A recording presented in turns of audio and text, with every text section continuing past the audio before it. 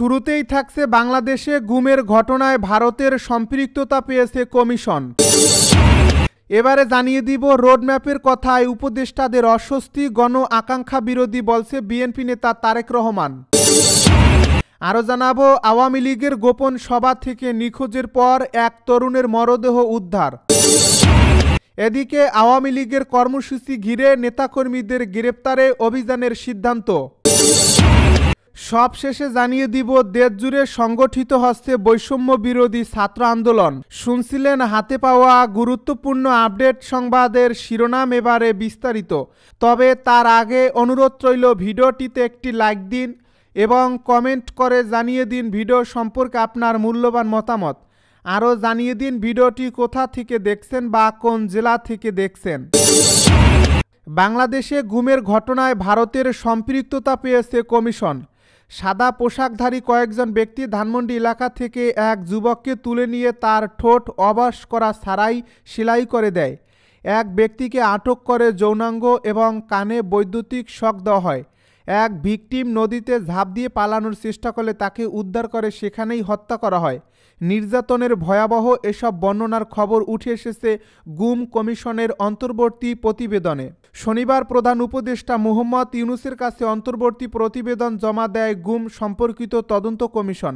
সেই প্রতিবেদনের প্রকাশযোগ্য অংশ গণমাধ্যমকে সরবরাহ করেছে প্রধান উপদেষ্টার প্রেস উইং। সেখানে গুম ও নির্যাতনের চিত্র পাওয়া গেছে। এতে বলা হয়েছে বাংলাদেশে গুমের ঘটনা শুধু অভ্যন্তরীণ সমস্যা নয়, বরং আন্তর্জাতিক চক্রান্তের অংশ। বিশেষ করে ভারতীয়দের জড়িত থাকার কথা কমিশনের প্রতিবেদনে উঠে এসেছে। কমিশনের তদন্ত ঘটনায় সম্পৃক্ত কর্মকর্তা ও নির্যাতনের শিকার ব্যক্তিদের বয়ানে উঠে এসেছে গুম ও নির্যাতনের নানা লোমহর্ষক বর্ণনা। কমিশনের তথ্য অনুযায়ী 2009 থেকে 2024 সাল পর্যন্ত গত 15 বছরের 1676টি জোরপূর্বক গুমের অভিযোগ নথিভুক্ত হয়েছে। এদের মধ্যে কমিশন পর্যালোচনা করেছে 758টি অভিযোগ। অভিযোগের বিশ্লেষণে দেখা গেছে 2016 সালের সর্বোচ্চ 130টি গুমের ঘটনা ঘটছে এবং 2024 সালে এখন পর্যন্ত 21টি অভিযোগ জমা পড়েছে। প্রতিটি অভিযোগে অন্তত 4টি বৈশিষ্ট্য থাকায় এসব ঘটনাকে গুম হিসেবে সংজ্ঞায়িত করে কমিশন। সেগুলো হলো ভিকটিমের স্বাধীনতা হরণ, রাষ্ট্রীয় বাহিনী বা কর্তৃপক্ষের ঘটনার সাথে জড়িত থাকা, ভিকটিমের অবস্থান সম্পর্কে তার পরিবার বা সমাজকে না জানানো এবং ভুক্তভোগীকে কোনো আইনি সুরক্ষা না দেওয়া, অপহরণ, আটক, নির্যাতন ও হত্যা ও মুক্তি। এই 5টি ভাগে সুপরিকল্পিত ও সুশৃঙ্খল উপায়ে গুমের ঘটনা ঘটানো হয়েছে বলে কমিশনের প্রতিবেদনে বলা হয়। রোডম্যাপের কথায় উপদেষ্টাদের অস্বস্তি, গণ আকাঙ্ক্ষা বিরোধী বলছে তারেক রহমান। শত অস্পষ্টতা কাটিয়ে অচিরেই নির্বাচনী রোডম্যাপে বাংলাদেশ যাত্রা শুরু করবে বলে আশাবাদ ব্যক্ত করেছেন বিএনপির ভারপ্রাপ্ত চেয়ারম্যান তারেক রহমান। আজ রবিবার বিকেলে রাজধানীর রমনার ইঞ্জিনিয়ার্স ইনস্টিটিউশন মিলনায়তনে বিএনপি আয়োজিত মহান বিজয় দিবসের আলোচনা সভায় ভার্চুয়ালি যোগ দিয়ে তারেক রহমান এ কথা বলেন। তিনি বলেন, বর্তমান অন্তর্বর্তীকালীন সরকার কি করতে চাইছে, রাষ্ট্র মেরামতের জন্য অন্তর্বর্তীকালীন সরকারের আর কত মাস কিংবা কত সময় প্রয়োজন সেটি জানার অধিকার জনগণের রয়েছে। রোডম্যাপের প্রসঙ্গ টেনে তারেক রহমান বলেন, অন্তর্বর্তীকালীন সরকারের আগামী দিনের কর্মপরিকল্পনার রোডম্যাপ ঘোষণার কথা শুনলেই যদি উপদেষ্টাদের চেহারায় অস্বস্তির ছাপ ফুটে ওঠে, সেটি হবে অবশ্যই গণ আকাঙ্ক্ষা বিরোধী। তারেক রহমান আরও বলেন, সরকার জনগণের সামনে তাদের আগামী দিনের কর্মপরিকল্পনার রোডম্যাপ ঘোষণা করলে একদিকে জনগণের কাছে সরকারের স্বচ্ছতা এবং জবাবদিহিতা নিশ্চিত হবে, অপরদিকে প্রশাসনিক কার্যক্রমেও গতিশীলতা আসবে। তিনি আরও বলেন, আমি বিএনপির সর্বস্তরের নেতাকর্মীদের প্রতি আহ্বান জানিয়ে বলতে চাই, শত অস্পষ্টতা কাটিয়ে অচিরেই নির্বাচনী রোডম্যাপে যাত্রা শুরু করবে আমাদের প্রিয় এই বাংলাদেশ। এই যাত্রায় আবারও বলছি, মন দিয়ে শুনবেন দলের প্রতিটি নেতাকর্মী। আপনাদের বিশ্বস্ত সঙ্গী হচ্ছে দেশের গণতন্ত্রকামী স্বাধীনতা প্রিয় মানুষ। আপনারা জনগণের সঙ্গে থাকুন, জনগণকে সঙ্গে রাখার সর্বোচ্চ চেষ্টা করুন। তিনি বলেন, সরকারের তাদের সকল কার্যক্রমের মাধ্যমে জনগণের কাছে যত বেশি স্বচ্ছ থাকবে, জনগণও সরকারের প্রতি তত বেশি সমর্থনের হাত প্রসারিত রাখবে। আওয়ামী লীগের গোপন সভা থেকে নিখোঁজের পর তরুণের মরদেহ উদ্ধার। গাজীপুরের কাপাসিয়ায় আওয়ামী লীগের গোপন সভা থেকে নিখোঁজের 2 দিন পর নদী থেকে এক তরুণের মরদেহ উদ্ধার করা গেছে। রবিবার রানীগঞ্জ বাজারের পাশে শীতলক্ষ্যা নদী থেকে মরদেহটি উদ্ধার করা হয়। নিহত ওই তরুণ শাওন ইসলাম নরসিংদীর শিবপুর উপজেলার লাকপুর গ্রামের দিদারুল ইসলামের ছেলে। শাওনের স্বজনেরা জানায়, পিকনিকের কথা বলে শাওনকে কাপাসিয়ার দাদার চরে নিয়ে গিয়েছিলেন আওয়ামী লীগ নেতা হারুনার রশিদ ওরফে হিরণ মোল্লা ও রাকিব। ওই দিন দুপুরেই সেখান থেকে নিখোঁজ হন শাওন।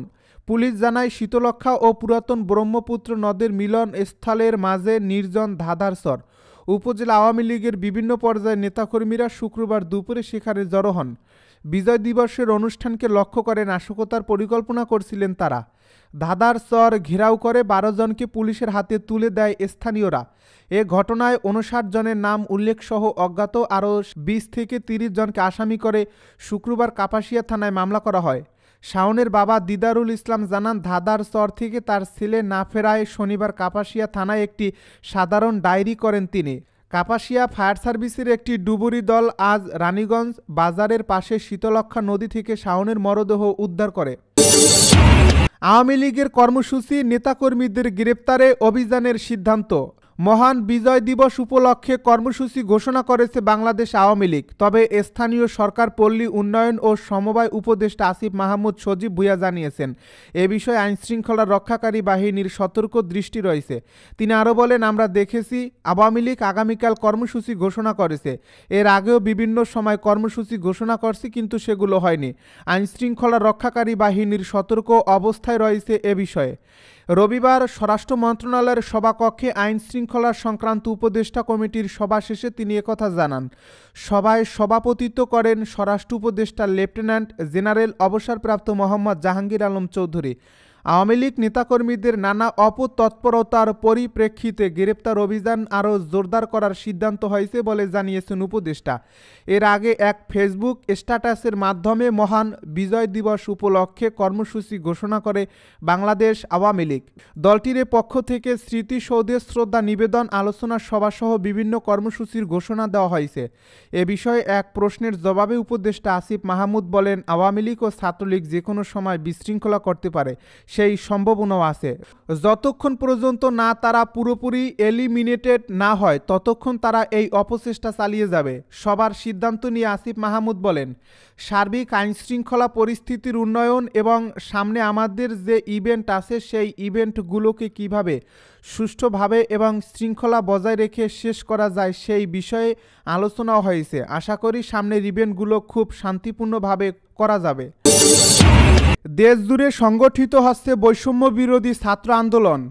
কোটা সংস্কার আন্দোলন থেকে সরকার পতনের এক দফা এবং পরবর্তীতে ফ্যাসিবাদী আওয়ামী সরকারের চূড়ান্ত পতনে সামনে থেকে নেতৃত্ব দিয়েছে বৈষম্য বিরোধী ছাত্র আন্দোলন। নতুন সরকার গঠনের 4 মাস পরেও রাজনীতির মাঠে সক্রিয় দেখা যাচ্ছে অরাজনৈতিক এই সংগঠনকে। জানা যায়, ছাত্র জনতার আন্দোলন পরিচালনায় গত 8 জুলাই 65 সদস্যের সমন্বয়ক টিম গঠন করেছিল বৈষম্য বিরোধী ছাত্র আন্দোলন। পরে 3 অগাস্ট তা বাড়িয়ে 158 সদস্যের করা হয়। 5 অগাস্ট সরকার পতনের পর গত 22 অক্টোবর সমন্বয়ক টিম বিলুপ্ত করে 4 সদস্যের আহ্বায়ক কমিটি গঠন করে বৈষম্য বিরোধী ছাত্র আন্দোলন। এ কমিটিতে হাসনাত আবদুল্লাহকে আহ্বায়ক, আরিফ সোহেলকে সদস্য সচিব, আব্দুল হান্নান মাসুদকে মুখ্য সংগঠক ও উমামা ফাতেমাকে মুখপাত্র করা হয়। আর তারই 1 মাস পর 22 নভেম্বর 18 সদস্যের নির্বাহী কমিটি ঘোষণা করে সংগঠনটি। পদাধিকার বলে বৈষম্য বিরোধী ছাত্র আন্দোলনের আহ্বায়ক, সদস্য সচিব, মুখ্য সংগঠক ও মুখপাত্র এই কমিটির সদস্য হন। 18 সদস্যের নির্বাহী কমিটিতে ঢাকা বিশ্ববিদ্যালয়ের 7 জন সমন্বয়ক স্থান পান। তারা হলেন মোহাম্মদ মাহিন সরকার, রশিদুল ইসলাম রিফাত, লুৎফর রহমান, নুসরাত তাবাসসুম, তাহনাব সাইদ খান, তারেকুল ইসলাম ও তরিকুল ইসলাম। চট্টগ্রাম বিশ্ববিদ্যালয় থেকে সমন্বয়ক রাসেল আহমেদ, জাহাঙ্গীরনগর বিশ্ববিদ্যালয় থেকে সমন্বয়ক মোহাম্মদ মেহরাব হোসেন শিফাত, শাহজালাল বিজ্ঞান ও প্রযুক্তি বিশ্ববিদ্যালয় সিলেটের সমন্বয়ক আসাদুল্লাহ আল গালিব, 7 কলেজ থেকে ঢাকা কলেজের মোহাম্মদ রাকিব ও মুইনুল ইসলাম, বেগম বদরুন্নেসা মহিলা কলেজের সিনথিয়া জাহিন আয়েশা, জাতীয় বিশ্ববিদ্যালয় থেকে ইব্রাহিম নীরব রয়েছেন এই কমিটিতে। এছাড়া বেসরকারি বিশ্ববিদ্যালয় থেকে আসাদ বিন রনি, ইস্ট ওয়েস্ট বিশ্ববিদ্যালয়ের নাইম আবেদিন এবং ইউনিভার্সিটি অব ইনফরমেশন টেকনোলজি সায়েন্সের মাহমুদা সুলতানা রিমি। বৈষম্য বিরোধী ছাত্র আন্দোলনের কার্যক্রম এখন পরিচালিত হচ্ছে রাজধানীর বাংলা মোটরের রূপায়ণ ট্রেড সেন্টারে ভাড়া করা একটি অফিস থেকে। প্রতিদিন বিকেল থেকে মধ্যরাত পর্যন্ত বেশ প্রাণ চাঞ্চল্য বিরাজ করে এই কার্যালয়। বর্তমানে সাংগঠনিক সকল কার্যক্রম এ অফিস থেকে পরিচালিত হচ্ছে বলে জানান সংগঠনের একাধিক নেতা। জানা যায় নিয়মিত জেলা সফর করছেন সংগঠনের শীর্ষ নেতারা। এছাড়া বিভিন্ন জাতীয় কর্মসূচি পালন, অন্য ছাত্র সংগঠনের সঙ্গে আলোচনা করা সহ বিভিন্ন রাজনৈতিক, সামাজিক ও সাংস্কৃতিক সংগঠনের কর্মসূচিতে অংশ নিতে দেখা যাচ্ছে সংগঠনের নেতাদের।